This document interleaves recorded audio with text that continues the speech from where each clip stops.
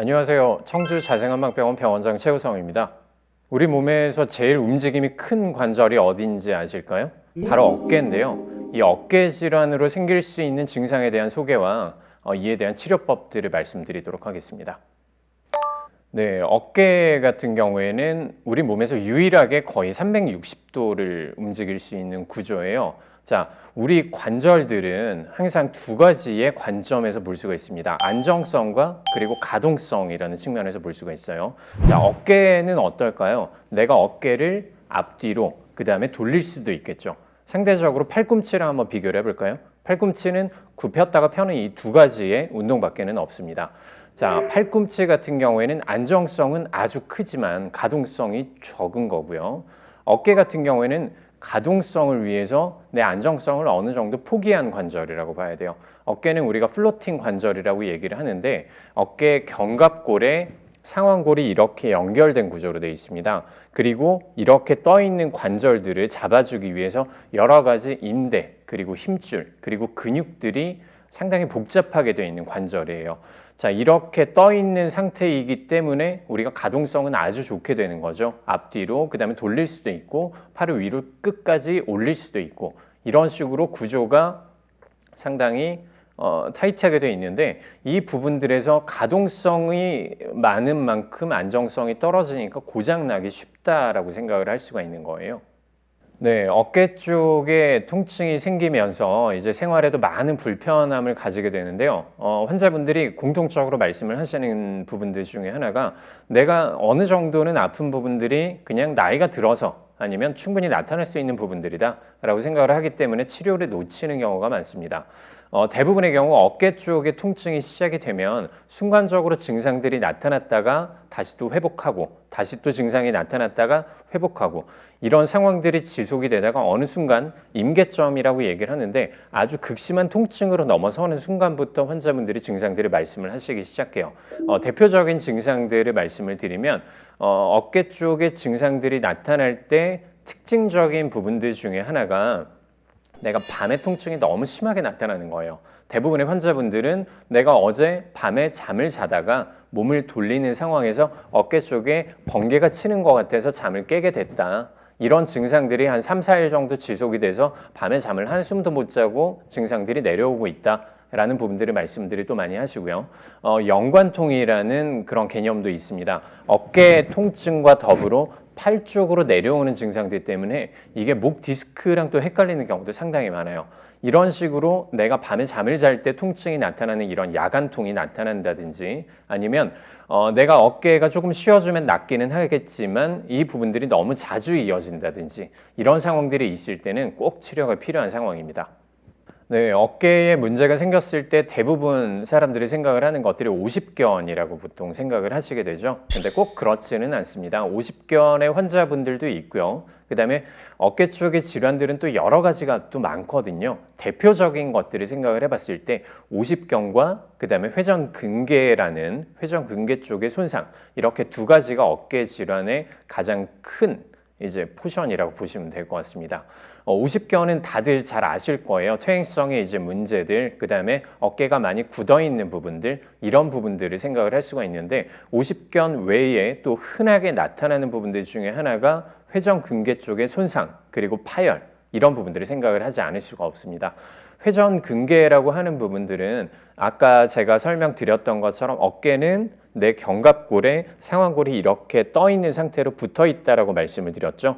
이때 연결을 해주는 중요한 근육과 인대 그리고 힘줄 이렇게 있는데 네 가지가 있습니다. 견갑하근, 극상근, 극하근 그리고 소완근 이렇게 네 가지의 중요한 근육과 그 다음에 힘줄들을 회전근개라고 얘기를 해요. 자, 이 회전근개가 우리가 잘 늘어나고 그 다음에 손상이 쉽기 때문에 통증이 또 나타나게 되고요. 이렇게 오십견과 비슷하게 어깨 쪽에 통증을 유발하기 때문에 흔하게 착각하기 쉬운 것들이 이 오십견과 회전근개 쪽의 손상 이렇게 두 가지라고 보시면 될 것 같습니다. 네, 그러면 오십견과 회전근개 쪽의 문제에 있어서 정확하게 구분할 수 있는 증상들이 있을까라는 궁금증을 가지지 않을 수가 없는데요. 오십견 같은 경우에는 정확하게 진단명을 봤을 때 유착성의 견관절 낭염이라는 얘기를 합니다. 유착성이라는 단어가 오십견의 특징적인 증상이라고 볼 수가 있는데요. 결국 내 관절들이 뻣뻣하게 굳어버린다, 붙어버린다라는 것들이 오십견의 가장 특징적인 증상이라고 봐야 될 것 같아요. 회전근개 쪽의 문제는 아까 설명드렸던 것처럼 경관절과 그 다음에 내 상완골이 이렇게 떠 있는 상태에서 붙어 있는데 중요한 역할을 해주는 네 가지의 근육과 그 다음에 인대라고 말씀을 드렸죠. 그래서 이 부분들의 손상이 생겼을 때는 서로 붙어버리는 유착성의 증상들은 없어요. 그래서 오십견과 회전근개 쪽을 우리가 구분을 할 때 가장 중요한 증상이 오십견 같은 경우에는 내가 스스로도 이렇게 올리기가 힘들고 힘을 뺀 상태에서 누가 올려줄 때도 특징적인 증상들이 어깨가 굳어버리기 때문에 어느 각도를 넘어서게 되면 안쪽으로 목을 끌어당기는 동작들을 가지고 오게 됩니다. 어깨 관절들이 자연스럽게 외전이 안 되는 거죠. 상대적으로 회전근개 쪽의 문제는 내 힘으로 올리기는 힘들어요. 아까 말씀드렸던 회전근개라고 하는 어깨를 올려주는 근육들이 그리고 인대들이 그리고 힘줄들이 많이 손상이 되어 있기 때문에 혼자 힘으로 이렇게 들 수는 없지만 내가 팔에 힘을 빼고 옆에서 어떤 다른 사람이 천천히 들어주면 자연스럽게 머리 끝까지 이렇게 올라갈 수 있는 특징이 있습니다. 이게 가장 특징적인 오십견과 회전근개 쪽의 증상들을 구분할 수 있는 한 가지의 증상이고요. 또 상대적으로 오십견 같은 경우에는 뭐 여성분들, 연령대가 어느 정도 있으신 분들한테 보다 자세하게 나타난다면 회전근개 쪽의 문제는 상대적으로 어린 사람들, 나이가 적거나 아니면 남자분들, 그리고 운동을 많이 하시는 분들, 이런 분들한테 나타난다는 연령의 특징이 있습니다. 네, 또 이렇게 앞서 말씀드렸던 오십견과 회전근개 쪽의 문제뿐만이 아니라 어깨 쪽엔 또 여러 가지 증상들이 상당히 많습니다. 어깨를 다친 적도 없는데 팔이 아프다면서 뭐 항상 어깨가 좀 뻐근해, 뭐 어깨를 좀 주물러줘 이렇게 말씀하시는 분들도 꽤 많죠. 이런 분들의 또 특징적인 증상들 중에 하나가 그런 말씀들 주변에서 한번 들어보셨을 거라고 생각이 됩니다. 어깨에 인대에 석회가 꼈다라는 진단들을 많이 받고 오시는데요. 석회성의 건염이라는 진단명을 우리가 사용을 할 수가 있습니다.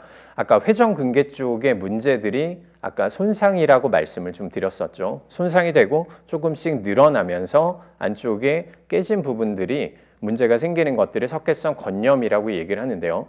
자, 일단 석회성 건염에 우리가 생기는 원리에 대해서 먼저 설명을 좀 드려야 될 것 같아요. 자, 내 회전근개라고 하는 힘줄이라고 보시겠습니다. 이 힘줄은 내가 활동을 할 때마다 조금씩 늘어나게 되는 거예요. 그리고 다시 힘을 빼게 되면 수축되고 이런 상황들이 지속이 되다가 내가 순간적으로 힘을 많이 쓰거나 아니면 퇴행이 많이 진행을 한 사람들 같은 경우에는 이런 인대 쪽의 문제들이 살짝 끝부분이 상처가 난다라고 보셔야 될 것 같습니다.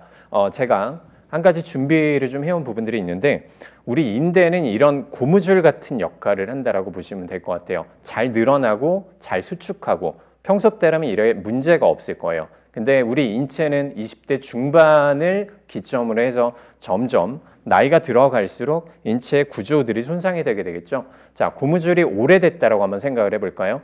유분기가 많이 빠지게 되겠죠. 그리고 이렇게 늘렸을 때 끝부분이 조금씩 갈라지는 부분들이 생길 거예요. 이런 부분들이 내 어깨에 있는 회전근개 쪽에 문제가 생긴다라고 보시면 되겠습니다. 간단하게는 내가 나이가 어릴 때는 이렇게 약간 찢어진 부분들이 다시 또 금방 회복을 하겠죠. 살같이 찢어진 부분들이 흉터는 생기겠지만 다시 또 회복하는 것처럼.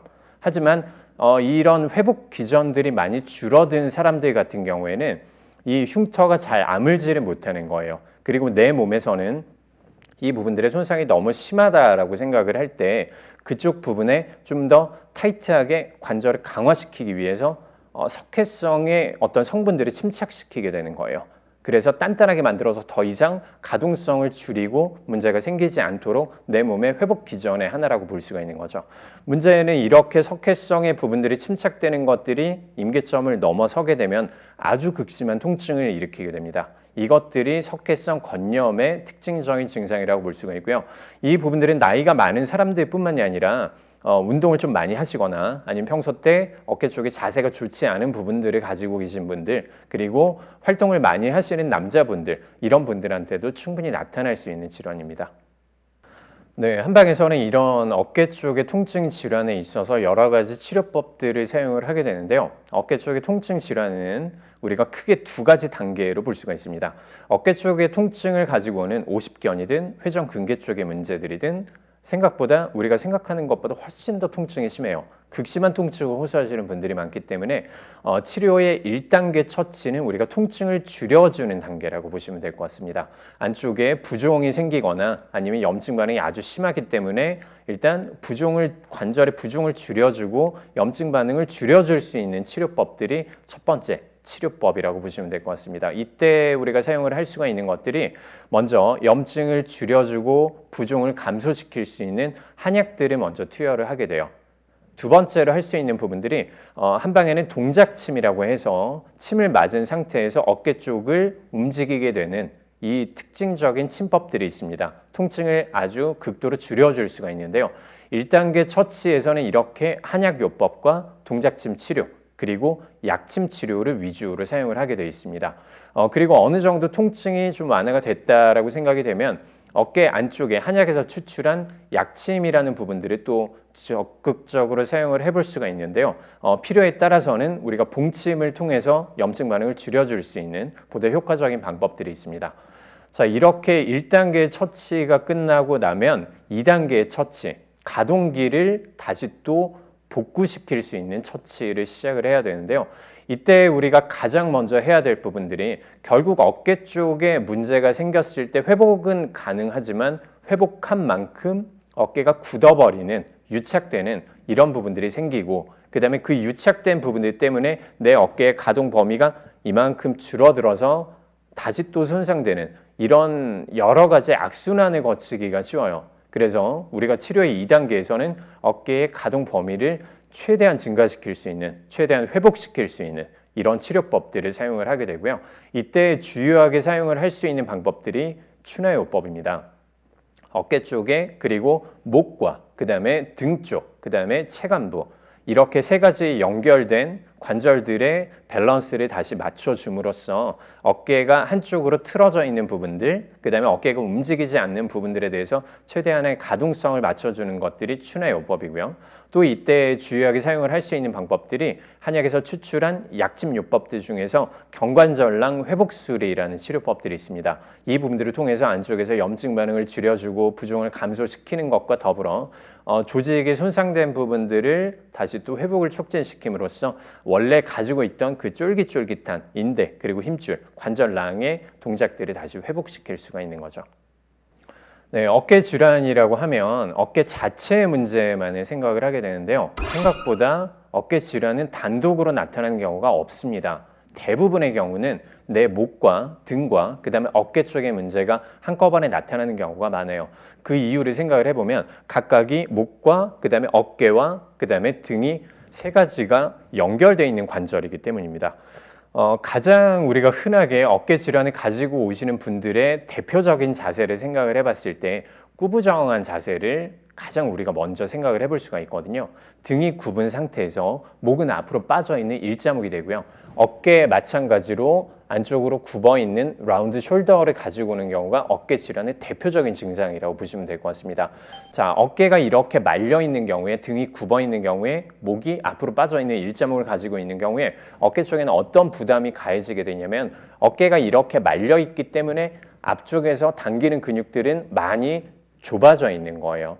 상대적으로 뒤쪽에서 잡아주는 어깨 뒤쪽에서 연결되어 있는 근육들은 이완이 되어 있기 때문에 또 손상되기 쉬워지는 거죠. 내가 어깨가 자연스럽게 펴져 있는 상황이라면 단축과 그 다음에 이완이 없는 정상적인 내 어깨를 가질 수가 있겠지만 이런 식으로 밸런스가 깨지게 되는 상황들이 내 어깨 질환을 유발하는 가장 특징적인 그리고 가장 흔한 증상들이라고 보셔야 될 것 같습니다. 따라서 어깨 질환을 예방할 수 있는 가장 근본적인 방법은 결국 내 자세를 유지를 잘 해주시는 거예요. 우리가 대부분의 사람들이 특히나 현대인들 같은 경우에는 앉아서 컴퓨터를 사용하거나 아니면 스마트폰을 많이 사용을 하거나 이런 부분들 때문에 등이 구부정한 그리고 목이 일자가 되는 이런 증상들을 많이 가지고 오게 되는데요. 평소 때 내가 꼿꼿한 자세를 유지하는 것만 해도 어깨 질환을 예방하는데 아주 큰 도움이 될 수가 있습니다. 근데 이렇게 해서라도 어깨 질환이 나타나는 경우에는 또 어떻게 해야 될까요? 뭐 평소 때 따뜻한 찜질을 좀 해주신다든지 아니면 앉아있는 시간에 저희가 505 스트레칭이라고 얘기를 하는데 50분 정도 앉아있으면 5분 정도는 스트레칭을 해주거나 아니면 일어나서 기지개를 좀 켜준다. 이런 부분들을 할 수가 있는데 일상생활 중에서 이렇게 잠깐만에 우리가 예방할 수 있는 방법들을 사용을 함으로써 어깨 질환이 나타나는 부분들을 훨씬 더 줄일 수 있습니다. 네, 지금까지 어깨에 나타날 수 있는 우리가 여러 가지 증상들 그리고 질환들에 대해서 말씀을 좀 드렸었는데요. 어깨 쪽에 우리가 질환들을 예방할 수 있는 방법들은 사실상 가장 근본적이면서 확실한 방법은 내 자세를 평소 때 잘 유지를 해주는 것. 그리고 또 한 가지는 평소에 틈틈이 시간 나는 대로 굽어있는 등을 스트레칭 해주는 것들. 이 부분들이 가장 핵심적이라고 보시면 될 것 같습니다. 아무쪼록 이 부분들을 꼭 지키셔서 내 어깨 쪽에 문제 없이 항상 즐겁게 잘 생활하셨으면 좋겠습니다. 자세